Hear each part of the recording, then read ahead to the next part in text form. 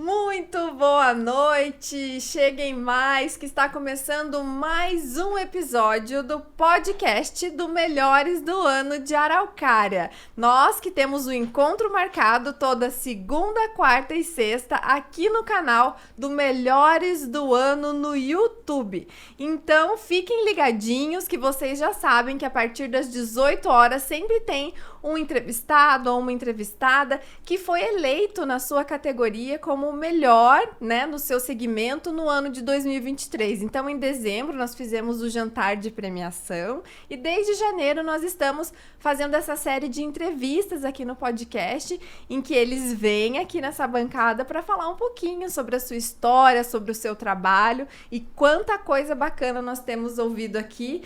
E vocês estão tendo essa oportunidade também de conhecê-los melhor e tá sendo muito bacana. E hoje, para conversar com a gente, eu tenho uma convidada aqui mais do que especial e ela veio contar um pouquinho sobre a sua trajetória profissional, explicar um pouquinho melhor sobre a sua profissão. E eu estou aqui com a Mona Lisa Haddad, a melhor psicopedagoga de Araucária. Boa noite, Mona Lisa, tudo bem?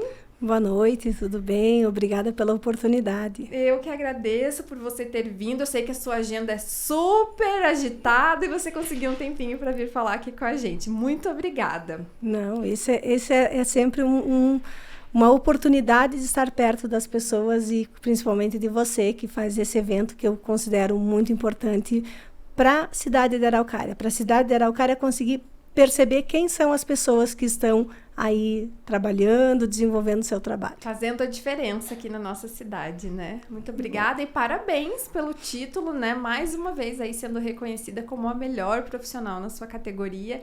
E eu acho bem importante a gente falar, explicar, porque algumas pessoas não sabem, né? O que é uma psicopedagoga, o que ela faz. Então, acho que é bem bacana a gente explicar para as pessoas, porque eu acho que algumas, até pela própria nomenclatura, às vezes acabam confundindo dividindo com psicóloga ou com pedagoga, né? Então, qual é a sua principal atribuição? Muito importante realmente ressaltar a função de um psicopedagogo.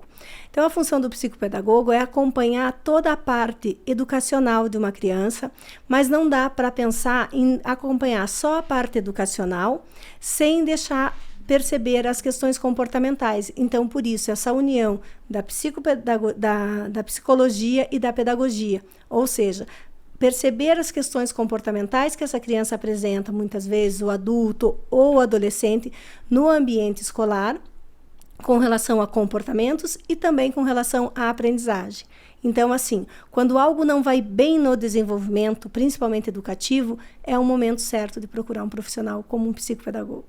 Entendi. Então, às vezes o aluno não tira boas notas na escola, não está prestando muito atenção, acende um alerta, né, para os pais procurarem o auxílio de um profissional para fazer uma avaliação, nesse sentido. Sim, nesse sentido. E engraçado que hoje nós temos uma procura, uma demanda muito grande que é principalmente nos adultos. Olha que engraçado. Por quê? Porque na época que os adultos de hoje eram crianças, não tinham esse trabalho de acompanhamento como nós temos hoje. Então, hoje, eu tenho atendido muitos adultos atrás de um diagnóstico, porque perceberam que hoje, muitas vezes, o filho está encontrando uma dificuldade, mas eles também apresentavam as mesmas características. Então, está sendo muito importante esse trabalho hoje de pensar em recorrer a um diagnóstico, a um profissional da área para perceber as questões que estão limitando ou que limitaram até na época escolar. E mesmo que se descubra depois de adulto, é possível fazer algum acompanhamento ou já é muito tarde? Não, sempre é possível, porque tanto você quanto eu, quanto qualquer ser humano, nós trabalhamos com desenvolvimento humano. E trabalhando com o desenvolvimento humano, eu tenho que pensar no melhor para mim, em todos os aspectos da minha vida hoje profissional. Pode ser que eu não esteja mais nos bancos acadêmicos, mas na questão profissional eu preciso estar melhor, eu preciso estar mais atenta, eu preciso estar mais proativa, e isso pode ser um fator que esteja realmente interferindo hoje essa questão do adulto. Aí interfere não é na escola, né? Aí é no trabalho, na família, né? Ou às vezes até na escola, porque hoje o que nós recebemos também são pessoas que estão fazendo uma graduação, uma pós-graduação e estão encontrando inúmeras dificuldades. E que tipo de diagnóstico você encontra, por exemplo, TDAH? O que mais que você consegue observar lá com os teus pacientes? Tá. Então, quando vai para essa questão muito mais voltada à questão educacional, tem a questão do TDAH, que é o transtorno do déficit de atenção e hiperatividade. Às vezes é só déficit de atenção, às vezes é o tipo combinado, que tem a hiperatividade junto. Tem a questão da dislexia, tem a questão da descalculia, que são áreas específicas que refletem diretamente nas disciplinas. E também temos hoje um crescente muito grande, que são crianças que vêm com indicativos, muitas vezes, ou até em busca da questão do transtorno do espectro do autista, né? Isso você também... Também a gente já consegue perceber, né? É claro que tudo é muito multidisciplinar, nada é isolado. A partir de um processo inicial de avaliação, eu preciso contar com profissionais da área, né? Porque pode ser um processamento auditivo central. É uma criança que não consegue compreender bem o som de uma sílaba e não consegue transcrever. Então, eu preciso de uma fono, preciso de um psicólogo, preciso de um neuropediatra, né? Mas eu não posso negar e nem deixar de falar que a minha formação em termos de doutoramento na Universidade de Évora, em Portugal, foi sobre a síndrome do X frágil, que é considerada uma síndrome rara, mas como estamos no mês de fevereiro, tenho que falar sobre ela e a importância também de conscientizar. Porém, essa é muito mais voltada para a área médica, porque é uma questão de uma síndrome genética, que daí a gente precisa muito mais dessa equipe multidisciplinar. E por que você falou em fevereiro? É um mês da conscientização? Sim, é o mês da conscientização das doenças raras. Que bacana. Então, assim, o mundo discute, o mundo avança em termos de conscientizar sobre a questão das doenças raras. Olha, que bacana. É importante, porque não é porque são raras que são poucas pessoas que não precisa ser discutido e conversado a respeito, né? E aí a gente está vendo na tela aqui sobre o IAD, Instituto Aprendizagem e Desenvolvimento, que é o instituto fundado pela Mona Lisa, que é onde você atende, onde você trabalha. Fala um pouquinho pra gente sobre o IAD. Falo sim. Estou há 25 anos no mercado de trabalho, estou há 25 anos em Araucária. É claro que não estou fazendo do mesmo jeito, né? Tive que sempre ir me adaptando, sempre melhorando, sempre ir correndo atrás de algumas coisas a nível de um melhor desenvolvimento para o IAD, né? Hoje conto com alguns profissionais parceiros que me ajudam muito, né? E também tenho a oportunidade muito de atender um pouquinho aqui no Brasil, onde eu estou, e nas férias de janeiro atendo um pouquinho também, acompanho um pouco daquilo que eu sei aqui no IAD, em Portugal, um pouquinho na Espanha, enfim. Hoje já tenho essa oportunidade desse leque um pouco mais aberto e mais abrangente de todo um trabalho aí que vem de anos mesmo. Ai, que bacana. E esse atendimento fora do Brasil, ele é presencial ou você atende de forma online? Durante o ano eu sempre vou entrando em contato com as famílias, né? E todas as minhas férias de janeiro, desde 2014, eu estou fora. E aí é o momento onde eu posso encontrar as famílias presencialmente. E por que isso dá certo? Você poderia estar me perguntando ou até pensando. Porque ele é muito centrado na família, né? A gente não consegue atender só a pessoa que vem para a gente para o atendimento. Eu tenho que atender toda a família. E quando ele é centrado na família, eu tenho que entender que aquela família que está comigo, ela é coterapeuta. Entendi. É um trabalho em conjunto. Conjunto. Entendi. E como foi? Conta pra mim, assim, que você conseguiu fazer essa carreira fora do Brasil. Porque com certeza não é fácil, né? E você tem o IAD há 25 anos. Quando foi que você iniciou esse trabalho no exterior, fora do Brasil? Que você tem uma formação também, né? Fora do Brasil. Também tenho. Em 2011 foi a primeira saída que eu saí para fora do Brasil com artigos científicos. Então foi 2011, 2012, 2013, mas onde eu gosto de me pontuar e me marcar mais em termos profissional o meu território foi 2014, quando eu estive na China em janeiro com um trabalho científico bem interessante. E posterior a esse trabalho eu estive em Portugal em janeiro de 2014.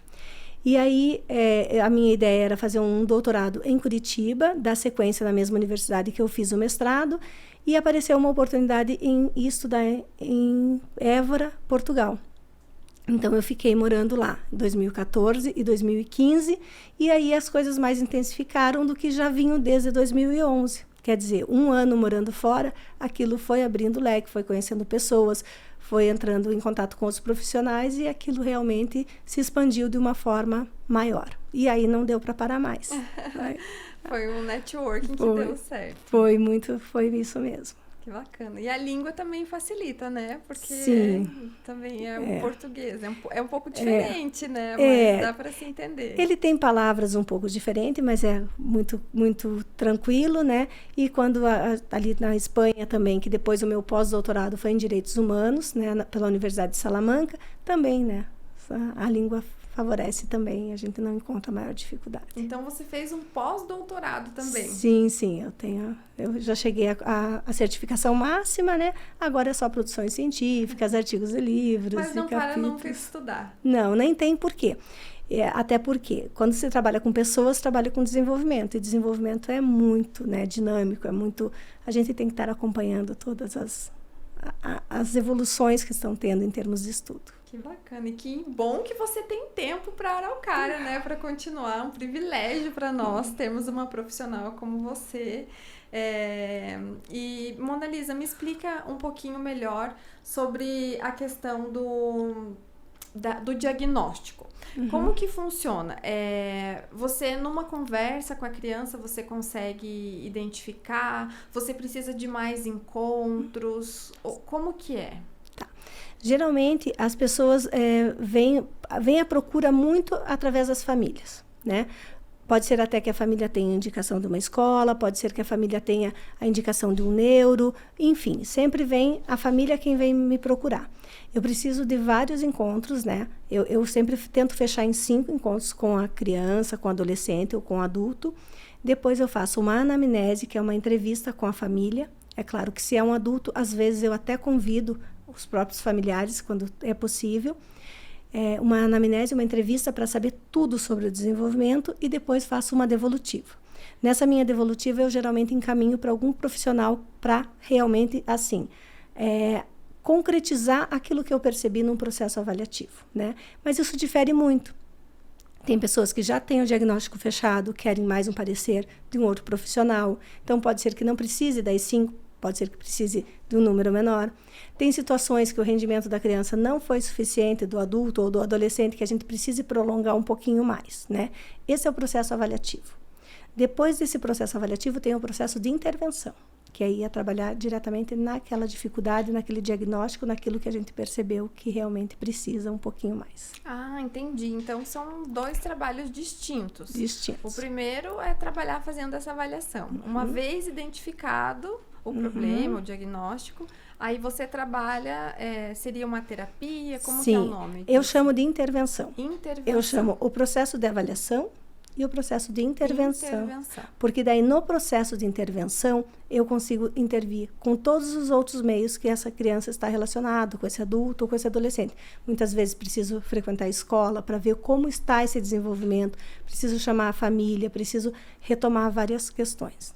Então, isso não tem como saber um prazo, estipular, às vezes é para sempre. Tem alguns casos ou... É assim, para sempre assim não, né? O que acontece é que às vezes eu acabo falando que acho que seria um momento da gente dar uma pausa e que se precisar voltam mesmo, não tenho essa questão, porque a gente parou, não, é bem tranquilo, então é muito consciente toda essa questão, principalmente no processo de intervenção. O processo de intervenção eu preciso muito da família, como eu disse, que como o meu atendimento é centrado também na família, a família sendo o meu coterapeuta, se ela me ajudar, quanto antes a gente consegue um avanço mais significativo e mais rápido. Nesses 25 anos, você tem ideia de quantos pacientes você já atendeu? Não, nunca fiz essa contagem, mas são muitas pessoas. Eu já estou em fase que eu já atendi, assim, os filhos e agora estou atendendo netos. Ai, que legal! É muito legal. E, assim, às vezes chega o sobrenome, nossa, mas... é dessa família mesmo, então bem gostoso assim esse trabalho.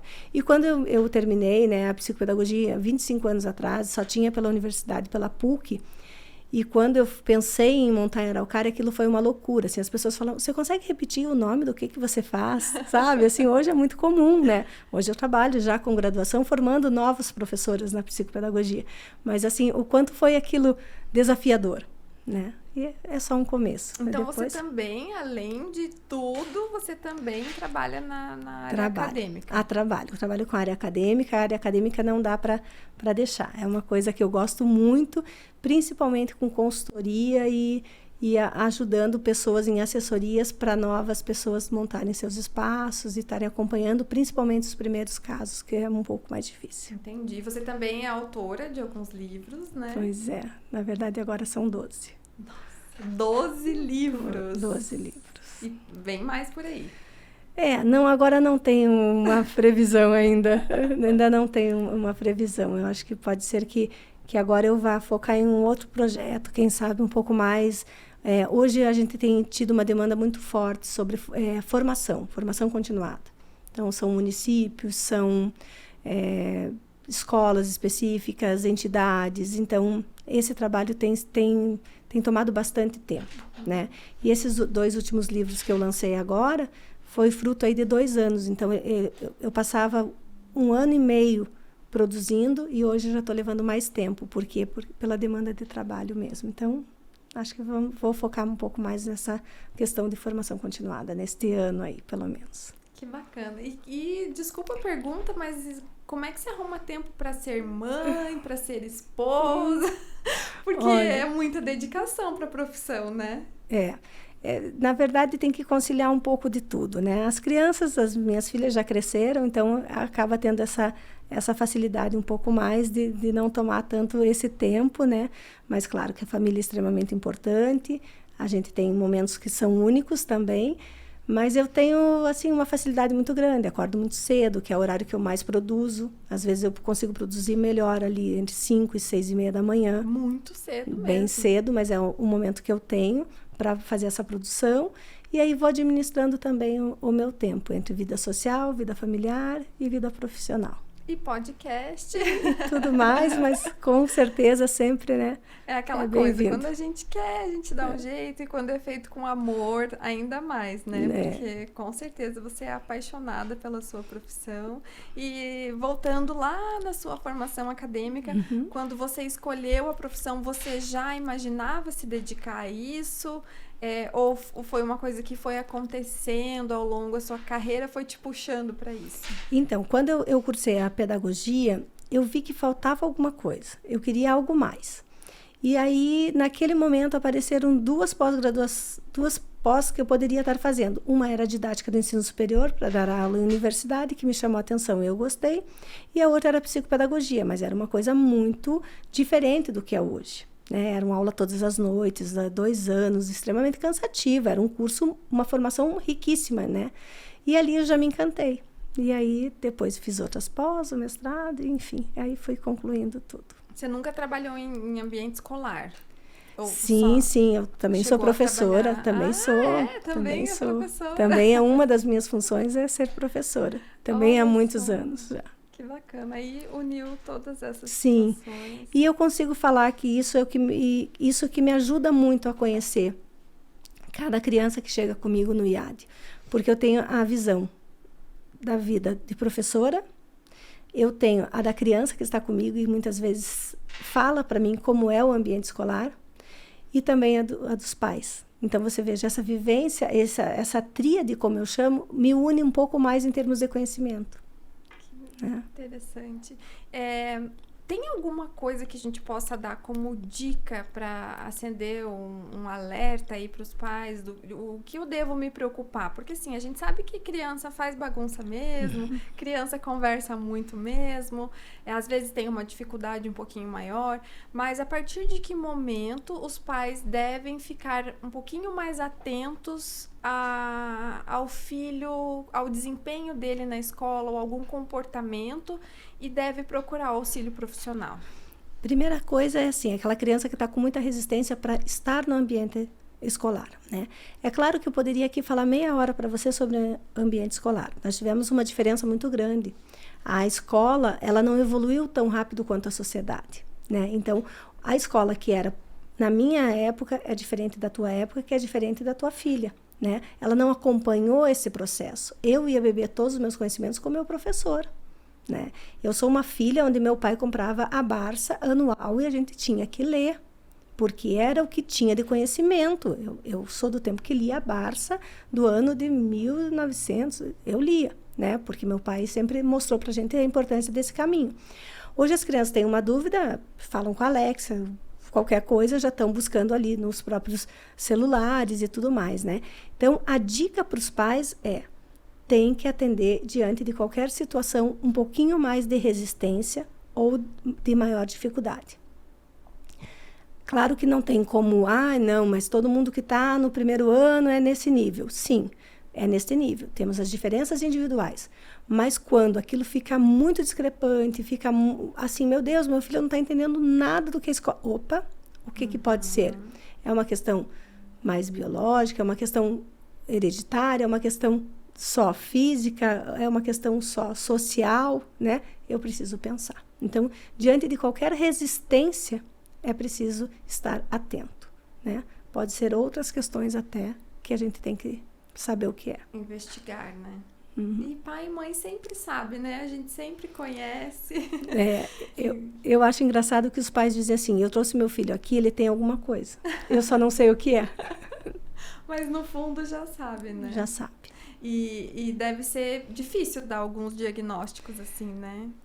Essa questão é uma construção, né? Primeiro a gente tem que construir também essa questão daquela família ter um pouco de respeito pelo profissional que está.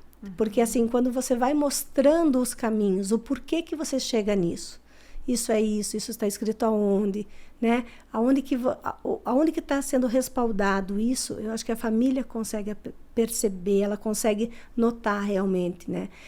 Eu costumo falar que na anamnese eu já dou alguns sinais. Então, quando a família vem para a devolutiva, é ela mesma já fala, nossa, sabe aquilo que você me falou? Eu fiquei pensando a semana toda, eu já, né? Já faz a família pensar, sim, né? sobre o que pode ser. É muito interessante, com certeza. Aonde fica o IAD? Tá. Nós estamos localizados na rua José Utner, 168, aqui em Araucária mesmo. No Vila Nova? Isso, é ali a Fazenda Velha, Jardim Orly. Então, fácil tá de bem localizar. Fácil. Redes sociais, a gente coloca depois aqui o GC. Sim, tem as redes sociais do IAD, e eu tenho um profissional que se chama, no Insta, é doutora Mona Lisa Haddad, que ali também eu coloco de forma mais sistematizada alguns trabalhos que eu faço. Entendi. Bom, a gente está se aproximando já do fim da nossa entrevista. Com certeza teríamos assunto para ficar aqui horas e horas conversando. Mas antes da gente finalizar, eu gostaria muito que você deixasse um recado. Essa câmera aqui é a sua, então você fica à vontade. Se quiser falar com seus pacientes ou convidar algumas pessoas para conhecer o seu espaço, conversar com você, fique à vontade. Bom, primeiramente, agradecer a população araucariense que me deu esse título de melhor do ano. É uma coisa que é muito legal você saber que você está sendo lembrada pela população. A segunda questão, agradecer a Gabi Rocha pelo momento específico de fazer um evento como esse, valorizar o profissional araucariense. Eu sou filha dessa terra, meu avô foi prefeito, meu pai só morou nessa cidade, então assim, esse reconhecimento, essa evolução da minha cidade, isso é mágico, é grandioso. Então, primeiramente, essa questão mais pontual, e depois falar para você que está nos assistindo, que eu estou sempre à disposição. Diante de qualquer questão voltada ao desenvolvimento humano, se precisar de uma ajuda, de uma orientação, eu estou à disposição da população da minha cidade. Ai, que legal, que bacana. Muito enriquecedora a nossa conversa, a nossa entrevista. A gente já conversou inúmeras vezes, mas não tão profundamente assim, principalmente sobre a sua formação, E eu fiquei muito feliz por você ter vindo, bater esse papo aqui comigo. Espero te encontrar, com certeza, novamente no palco do Melhores do Ano 2024. Agradeço, como eu disse, eu sei que a sua agenda é bem apertada. Agradeço muito por você ter vindo aqui e me coloco à disposição também ao que você precisar. Estou sempre por aqui. Muitíssimo obrigada. É uma honra ter você aqui com a gente e também para nossa cidade é uma honra ter uma profissional como você, filha dessa terra, Certo, obrigado. Muito obrigada. E obrigada também a todo mundo que assistiu. Gente, compartilhem esse vídeo, porque é muito importante. Tudo isso que a gente conversou aqui, com certeza tem alguma mãe, algum pai que precisa ouvir isso, Às vezes está com uma dificuldade com o filho, ou até como a gente falou aqui, os adultos mesmo, os jovens, adolescentes. Então compartilha, manda essa live, esse podcast para alguém que com certeza vai ser muito importante. Obrigada a todo mundo que nos assistiu e até o próximo episódio. Valeu, tchau, tchau!